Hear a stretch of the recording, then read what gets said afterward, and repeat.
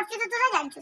ମୁଁ ଏଇନା ଶୋଇଥିଲି ଦେଖିବୁ ମୁଁ 4ଟା ହେଇଥିଲା ନା 4ଟା ଉଠିଲା ବେଳକୁ ଝରକା ଖୋଲିଲା ବେଳକୁ ଏତେ ଜୋର ବର୍ଷା ପୁଣି 2 ଦିନ ହେଲା ବର୍ଷା ଛାଡ଼ିଗଲା ବେଳକୁ କାକର ମାନେ ଏତେ ଜୋର କାକର କହିହବନି।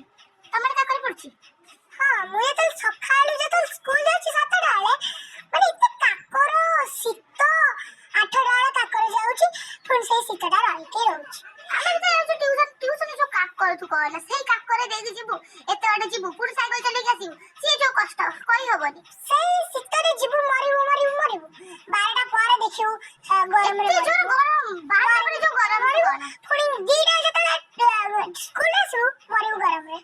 ହଁ ଆମର ଏଠି ପୁଣି ଯାତ୍ରାଟା ହଉଛି ହଁ। ସିଏ ତ ଦେଖିବୁ କେତେ ଲୋକ ହେଇଯିବେ ଲକ୍ଷ ଲୋକ ଆସିବେ। ଶୁଣିଲୁ ରାତିରେ ଯୋଉ ମାନେ ପୁରା ଦିନ ସାରା ପୁରା ଗରମ ପୁଣି ରାତି 10ଟା ହେଇନଥିବ ଶୀତ ମାନେ ପୁରା ଧାଇଁ ଆସିବ। ସେୟା ଆମର ଦେଖିବୁ ଯାତ୍ରାଟା ହଉଛି ଦେଖିବୁ ଯୋଉ ମାନେ କଣକନି ଏଠି ସବୁ କଣ ମେଲୋଡି କରିବେ ଯାତ୍ରା କରିବେ ସିଏ ପୁରା ଗଦା ହେଇଯିବ ଲୋକ ଆସିକି ତାପରେ ଯେମିତି ସକାଳ ହେଇଯିବ ଯୋଉ କାକର ପଡିବ ତାଙ୍କୁ କଣ ଜଣା ପଡିବ ତାପରେ ଥଣ୍ଡା ଜ୍ୱରରେ ପଡିବେ। ତାଙ୍କ କଥା ତାଙ୍କ ବୁଝନ୍ତୁ ଆଉ ମତେ ଯୋଉ ଗରମ ହଉଛି ମୁଁ କଣ କହିବି ତୋ କଥା। ଆମର ଗୋଟେ ଏସି ଦରକାର ବାସ୍ ଏସି ଗୋଟେ ଦରକାର ଆଉ ତାପରେ ବିନ୍ଦାସେ ଆପଣଙ୍କ ଆଡେ ବର୍ଷା ହଉ ନା ଆପଣଙ୍କ ଆଡେ ଶୀତ ହଉଛି ନା ଖରା ହଉଛି କମେଣ୍ଟରେ ନିଶ୍ଚୟ